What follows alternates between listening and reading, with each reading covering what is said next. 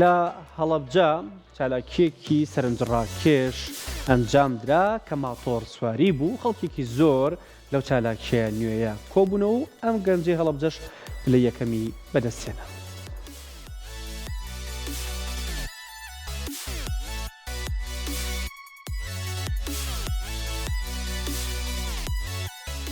بە بەشداری 6 یاریزان لە هەڵەبجە و لە سەرپێژنیاری چەند گەنجێکی شارەکە یعنی وەرچی هەڵەبجە یەکەمین پێشبڕکەی ماتۆڕ سواری ئەنجامدا.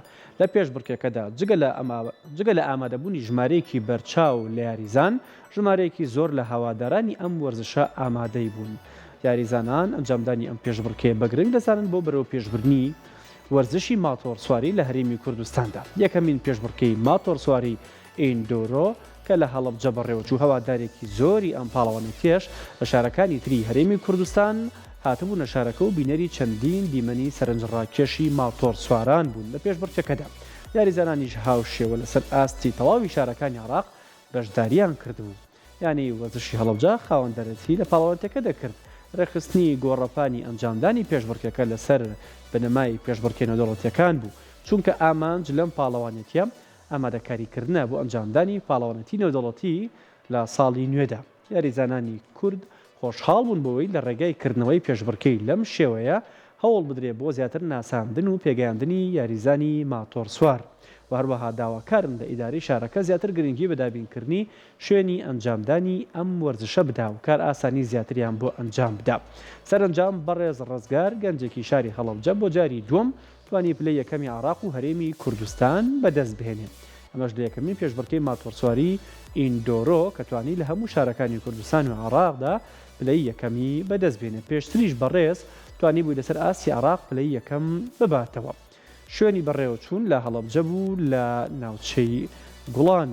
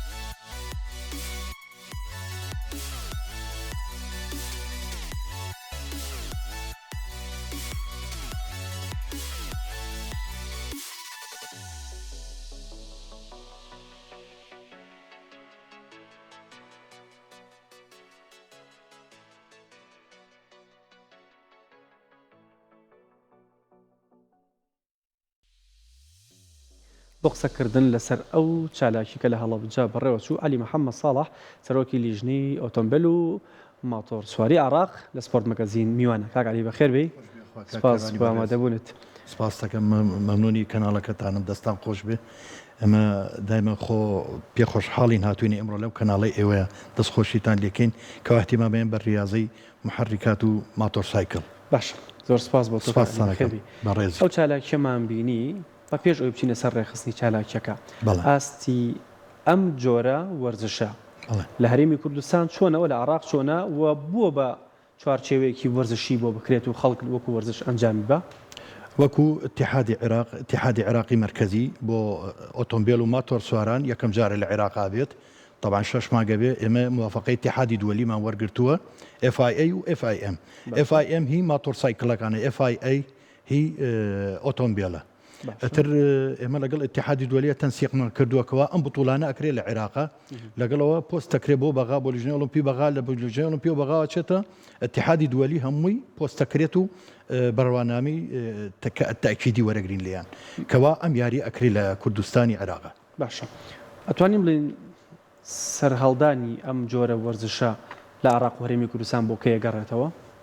والله خوي زوو هەبووە لەم کەئینە لەم بواری ئەم في ئەی ماتۆڕەکان بەس هی سیاراتیش بەس مشکلەکەمان یەکشت بووە کەوا اتحادمان نەبوو اتحادێکی دووەلی هەتاکو ئێمە یاریزانەکانمان بچنە دەرەوە عێراق هەر نەناو عێراق بووینە یاریمان کردووە بەس ئێستا لەخوا بەزیابێ اتحادی دووەلیمان هەیە توانین لە ئاستی عێراق عالەمە یاری بکەین 2024 ئینشاءالله اتحادی دووەلی مانگی دە بطولەیەکی زۆر گەورەکە لە کوردستانی عێراق هەڵەبجە سلێمانی دهۆک هەولێر ئەو خلیج هەمووی دێت یعنی شەرقی ئەوسەط لەسەر ئینی شەرق ئەم جۆرە چالاکیە ئەگەر شوێنێکی تایبەتی نەبێ گەنجەکان لەکوێ ئەمایان ئەنجام ماوە ئێستا بووە بە چوارچێوێکی وەرزشی لە هەرێمی کوردستانە وەڵا ڕاستەکەیتەوە ئەو گەنجانی ئیستەوەی کە یەکەمی عێراقیان هێناوە و یاریزانی منتەخەبی عێراقی نیستە ئەوان هەرچێکیان ئەو برادەرانی کە هەستاون بۆ کارەی کە کراوە لە هەڵەبجە هەرچێ ئەو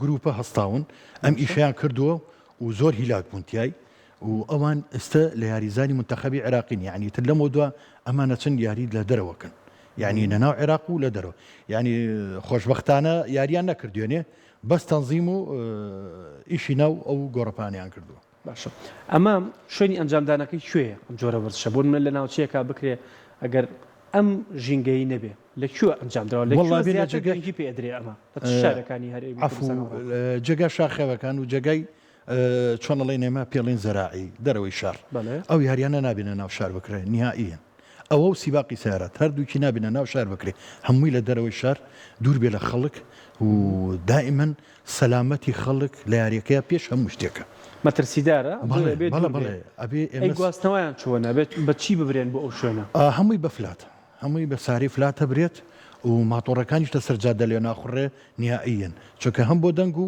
هەم بۆ هاتوچۆی ئیزعاجی خەڵک نەکرێ چونکە ئەم وەرزشە یەکەم شت چۆنەڵی شتێکی ڕێک و پێک بێت یعنی دائمەکە خەڵک بینی نظری چوان نەبێ لەسەر ئەم یاریەکەوە خەڵک زۆر لەسەر جادە بەکارێن زۆر غەڵەتە ئەبێ لە جێگای خۆتە لەو جێگای بۆ تەرخان کراوە لێ جێگای یاریەکەی فقط ئەوانەی کە لەسەر شەقامەکان بەکارێهێنن لەم جۆرە وەرزشە ناتوانن ببن بە یاریزان یاخود ئەوانە سەرچاوەیەک بوون بۆ دروستبوونی یاریزان لە پێش بڕکێشەکان سەرچاوەیەک بوون بە سستە لە خوا بەزیابێ ماشەڵڵا ئەوانەی هاتوبوون هەمویان جلی ڕێک و پێک ماتۆریان ئەجا بە دوایش باسی ماتۆڕەکانیان نەکەین کەەوە ماتۆر سایکلەکانیان هەرێکی نرخی چەندێکە جلو بەرجیان خۆتانەیان بینن لە ڕستمشتەکانە ماشەڵڵا شتێکی ڕێک و پێک بوو یعنی بەڕاستی نێودەوڵەتی بوو یشەکەیان باشە کەواتە ئەم جۆرە ماتۆڕە و ئەو جۆرە جلوبەرگانە لە هەرێمی کوردستانە هەیە بەڵێ هەیە بەڵێ ماتۆڕەکان هەیە بەس ئەوان هەمووی لە دەرەوە هێنایانە طبعاً هەموو شتێک لە دەرەوە دێت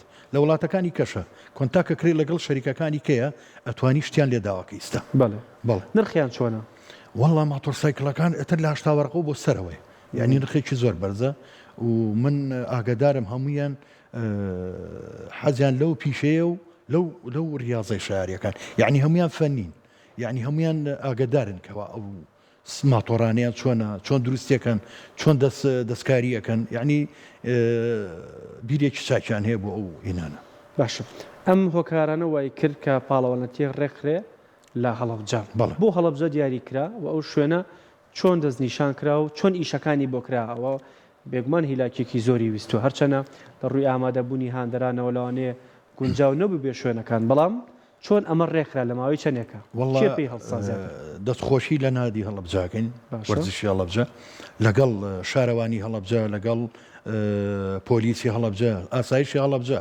هەمویان دوێنێ لایەنە ئەرکێکی زۆریان کێشامە دەستیان ماچەکەین چاویان ماچەکەین ئەرکێکی زۆر ئینا کرد لەگەڵمانە ینی یارمەتیان زۆریان چی کرابوو لەو جێگایە لە گوڵان وڵاتر چاڵ کرابوو تر گۆڕەپانی وا پێویستی بەچێ بۆ نمونە چەندێک ماوەکەی بێت چەندێک بێت و چی دروست کرد ماوەکە خۆی لە 2 کیلۆمەتر و نیو بوو تقریبا فیئەکە لە ئەبێ ئەوەنە ببڕێت بە وەختێکی کەم و یەکەم کەس بگاتە ئەو جێگایە کە تەواوێ فاینەڵەکە ئەوە ناوی ئەنووسرێ ئەگەڕێتەوە بۆ مەرحەلەی دووەم تەسفیاتەکرێتەوە لە تەسفیاتەکە ئەتر یەکەم و دووهەم و سێم دەرەچێت لەو فیئێ باشە 250 سیسیمان هەیە ماتۆر سایکل ئەمە خۆی ماتۆرسایکلەکان بەڵێ سیسی پێڵێن 250 سیسیمان هەبوو لەگەڵ 450 سیسی فیەکان. ئەمە چۆن جاکراوەتەوە ئەم دوانە؟ ئەمە تایبەتمەندی ماتۆڕەکەیە؟ بەڵێ لوژنیان هەیە، لوژەکان فەحسی و ماتۆران ناکرێ کەوا لەسەر ئەو نظامی دووەلیانە بڕۆن. هەمووی نظامی دووەلیە. طبعا کاک فارس سلمان فارس عفو یاریزانە چێ لە دەرەوە شارێکە مجموعەیە میوانی ئێرانیشمان هاتبوون دابشبوون لە یاریەکەیە. ئێمە پێخۆشحاڵین بۆ شتێک کە کراوە. باشە ئەو ماوەی پێشبڕکێیە بەرزی و نزمی و بە چاڵی تایبەت کرابوو چی کە کرابوو هەندێک شوێنەوەی هەندێک تایە دانرابوو تای گەورە و خۆڵی دراوە بەسەرا. ئەمانە چەند نقطەتان هەبوو لەوێ؟ هەر مەرحەلی نقطەیەکی لەسەر بوو. ئەتر دەفاوەڵی تایە هەتاکو دەسانیە. چی فاوڵە؟ فاوڵەکان ئەوەی لە چاڵەکان مەسانە چێتە ناو چاڵەکە نەیتوانی دەرچێ ئەوانە سانیە هەمووی لێدا ئەگەڕێتەوە بۆ ئەو فاوڵانە. ئەترە بێ بە مەجموعە فاڵ کە ئەخیرەگات ئەزانی خۆی مەرحەلی خۆی چەندێکە لە وەختەکەیە. ئیشەکە لەسەر کاتە. بەڵێ کاتەکانە. بەڵێ هەندێکیان کە دەرناچن بەدەست بەڵێ یارمەتی دراون خۆی یارمەتی خۆی ئابێ دەرچێت نابێ خاڵی لێشکێن. بەڵێ خاڵی لێشکێ ئەکیت خاڵی لێشکێ و لە مەرحەلەی خۆیان دواکەوێت. باشە بۆ ئامادەبوونی هاندەران چیتان کرد بوو چۆن ڕێگەکان ئامادەکرابوو تا هاندێکی زۆر بینەری ئەم چالاکیانە بێکەمەڵەکانی کاک هۆگر ئەحمە دەبینین کە لەسەر شاشەکە هەڕات. بەڵێ وەڵڵاهی جەماعەتێ بەڕێزماندا نابوو ڤیددیۆشمان داگرت بوو ڕێگاکە چۆن بگەنە ئەو جێگایە. یعنی جێگاکەمان زۆر ئاسان کرد بوو شتەکانمان زۆر کارێکی ئاسانمان کرد بوو خەڵکێکی زۆریش حاضر بوو ئەوەی خۆشێکی تیا بوو. کەشوهەوا هاوکار بوو لە بەڕێوەچوو. بەڵێ جێکی زۆر خۆش بوو هەستا کردکەوە لەناو لە ئەوروپایارەکەی وەکو یاریکی نەودەوڵەتی بوو. یعنی بڕواب کەشتێکی وا جوان کرابوو دەستخۆشییان لێکم لە هەمویان لە هەڵەبجا هەمووی چونکە زۆر یارمەتیانیان هەم جمهور و هەم خەڵکەکەی وەستا بوو هەم یاریزانەکانیش. چەند کەس کاری سەرپەرشتیاری و ناوبژێوانیە کرد ئێوە لێ ڕۆڵتان چی بوو؟ ئێمە وەکو لژنەیە بوویندایانە سەرپەرشتی یاریەکەمانەکرد وەکو اتحادی عێراقی دووەلی یاری سەرشتا نقطەکان نقطەیەکی ئەوە کە موهینمان نەبوو یعنی مەشاکیلمان نەبوو بەس مەشکلەکانمان تۆزی ئەو چاڵەکان بوو. ئێمە ئەو تراکەمان کە دروست کرد بوو زۆر بە قورسی دروستمان کرد بۆ ئەو یاریزانەسمی کە چوو بۆ یاری نێودەوڵەتی بتوانێت مسەیتر بێ ینی لای ئاسان بێت قورس نەبێت. لەبەر ئەوە ئێمە ئەو اختیارەمان کرد بۆ ئەو تراکە هەتا یاریزانی بە قوتمان هەبێ بۆ مەرحەلەی داهاتوو. باشە 6 یاریزان زیگە 6 یاریزان یاریزان 50 بۆ 6 یاریزان باش ئەمانە لە کوێوە هاتم تەنها لە ناو شارە کوردیەکانە بوون یاخود لە شارە کوردیەکانی شاتبوون لە جنوب هاتبوون علی کەریمی شاتوو بەتەڵی عێراق بوو ئەویش هاتبوو بەس مع الأسف لە نیویان سەحابی کە نەیتوانی تەواویکە فوتی زۆر قورسە تراکەکە وتم علی کەریمەوی بە جاریشکە ئاگادار بی تەرەمە نێودەوڵەتیە کرێ ئاوهایە بێت ئەم تراکە ئاوهای دروست کرابوو. باشە وێنەری یانەکان بوون وەکو یانە بەشداریان کرد بوو یاریزانەکان یاخود لەسەر ئاستی تاگ وەڵڵاهی لەسەر ئاستی گروپەکان و یانەکانیش بوو یعنی لە هەردوو لاوە هاتوون هەم گروپەکانی کەرکووک و ڕانیە و سەیسایق و بەغاش و نەجەفیشی تیا بوو کەربەلای تیا بوو بەغای تیا بوو. بەڵێ وەکو یەکێتی وەرزشی ئەم یاری ئەمە یەکێکە لە چالاکیەکان تۆمار کراوە بۆ ئێوە کە ڕیزبەندی یاریزانەکان هەبێ بۆ دیاریکردنی یاریزانی هەڵبژاردە عێراق. بەڵێ ئێستێمە سیاریزانەکەی هەڵەبجە لە بوتوڵەکەی حەبانیە پێشماوەیە سێماگ چین بێکەوە لەگەڵ مابوون چین بۆ بەغا لە بەغاوە گەشتینە حەبانیە بوتوڵەکان ئەنجامدا یەکەم و دووهەم و سێهەمیان هێنا لەسەر عێراق و یەکەم فەریقیش بوون لەسەر ئاستی عێراق. یاریزانە کوردەکان سوارە کوردەکان لە هەڵەبجە لەسەر ئاسی عێراقیش یەکەمن باڵا دەستن. بەڵێ یاریزانی منتەخەبنی سەوان منتەخەبی عێراقی چیان بۆکەن هەڵبژاردی عێراق بۆ ئینشاءالله ساڵی 24 بوجە دروستە بێ بۆ ئەو اتحادی ئەمریکەتی ئێمە ئەوەی عێراق ئەتر هەرچی دەورە هەبێت هەرچی بوتوڵەی عالەمی هەبێنەوە دەوڵەتی ئەم برادەرانە چن لەسەر ئاستی عێراق یاریەکەن. لە باشە ڕیزبەندەکەی دوێنێ چۆن بوو؟ خەڵاتەکانیان لە یەکەم 250 سیسیەکان ئەگەر ئیزنم بی 250 سیسیەکان ماتۆر سایکلەکان هاوار دریس لە کەرکووکەوە ناوچەی کەرکووک دووهەم بەرهەم عەتا بوو ناوچەی سەیسایق لەگەڵ هاوبیر محەممەد ڕانیا بوو ناوچەی ڕانیا بوو ئەمە یەکەم و دووهەم و سێهەمی 250 سیسیەکان 450 سیسی ماتۆر سایکلەکان بەڕێز ڕزگار یەکەم بوو هەڵەبجەی شەهید، دووهەم محەممەد عەتا سەیسایق، سێهەم سیروان محەممەد هەڵەبجەی تازە. لەسەر هەموو گروپەکان ئەوەی یەکەم بوو بە ڕێزەکەی دڵخۆشی خۆمان هەر یاریزانی منتەخەبە هەر بەڕێز ڕزگارە ئەم دیسان یەکەم بۆ لەسەر بەڵام پلێ یەکەم هێناوە. باشە ئێستا ئەمانە ئاستیان بەرەو پێش چووە و بە شێوەیەکی ڕێکخرا و یاریەکەیان بینیوە. مەترسیەکان چین؟ دوێنێ هیچ ڕووداوێکی نەخوازرا و ڕوونیەیە کە یاریزانان تووشی الحەمدوللا یعنی شتەکان ڕێک و پێک بوو. باشە لەم جۆرە وەرزشەیە چ مەترسیەک هەیە؟ مەترسیەکان ئەگەر جلی سێفتیت لەبەران نەبی لەگەڵ هێلمێتەکە خودەی پێڵێن لەگەڵ دەستکێش و کەساری پێڵێن ئەمانە کەساری پێڵێن ئەمانە هەموو سێفتیە لەبەریان ئەو جرانیان لەبەر نەبی وڵا گونا حەب بچێتە ناو ئەو گۆڕپانە یاری بکە. کاتە ڕێنماییتان بۆ خەڵکێکم وەرزشە بێ زۆر سەلامەتی خۆیان بپارێزن لە شوێنی تایبەتیشە ئەنجامی بن. بەڵێ لە شوێنی تایبەتی ئەکیت ئەژنا ئەو وەرزشە ناجیح نابێ هیچ. ئەوەی کە ئەیبینێ نابێت چاوی لێ بکە لە شوێنی کار نابێت چاوی لێ بکە ئەکیت. جۆری ماتۆڕەکانی جیاوازە لە ماتۆڕی دیکەوە نیە؟ بەڵێ پێتمت ماتۆر سایکل بە سیسی 250 سیسی هەیە 450 سیسی هەیە 1000 سیسی هەیە. ئەوە سوپەربایکی پێڵێن ئەوانە ڕالی سوپەربایکی پێڵێن هی ماتۆڕەکانە تقریبن ڕاضەکان هەمووی فی ئەیتیایە یعنی گروپن ئەبێ لەوانە ئەوە هیچ لەناو ئەو کارە نەبیلی نازانێت ئللا بێ بزانێت. ئەو ماتۆڕانی دیکە کە بینرێ لەسەر شەقەمەکان ئەم جۆرانە نین ئەوەش نابن. بەڵێ نابێت باشە هێزی ئەمانە کێشی ئەمانە چەنە؟ کێشە ماتۆڕانە بە نزیکەی چەنێ وا یاریزانە گەتوانێت لەگەڵ خۆیان بیبات لە چاڵێکە؟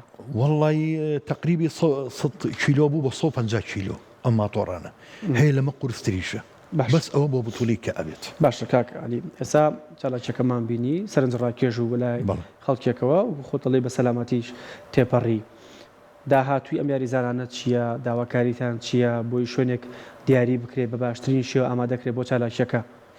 والله کاروان بەڕێز ئێمە حەزەکەین حکوومەتی هەرێم ئاوڕێباتەوە لەم گەنجانە ئەم گەنجانە یعنی ئێماڵێن تۆپ گەشتونەتە مەرحەلەیەکی زۆر بەرز عالەمیەن ئێمە ئەمانەیە هیوادارین کەوا چاویشان لەم گەنجانە بێ بودجەیەکیان بۆ بکرێ لەگەڵ جێگایەک لەسەر ئەو جێگایە بخوان یاری بکەن و بێن خەڵکیش فێرکەن و خۆشیان ئەنجامی یاریەکانیان بن چونکە ئێمە وتم پێشتۆزی وتم بتوڵەی 24 مانگیدا لە اتحادی دووەلی ناو جەدوەلدانرا عێراق یەکەم بتوڵاکرێنە ناو عێراقە یعنی ئەبێ ئەمە جێگایەکمان هەبێ خۆمان حەزرکەن بەەوە بتوڵەیش یعنی بێ جێگایان هەبێت ئەم گەنجانە هەتاکو ئەنجامی ئەو بتوڵەی بکرێ هی کوردستان هەمووی لەو جێگای بکرێت. ئەو جێگەیە بۆ هەموو وەرزەکان ئەتوانێت چالاکی تێ ئەنجام بدرێ؟ بەڵێ بمە لە وەرزێکی بارانبارین و بەفر و ئەوانە چالاکیەکان چۆن ڕێک ئەخرێکە بگونجێ و یاریزانەکان بە کەمترین مەترسی؟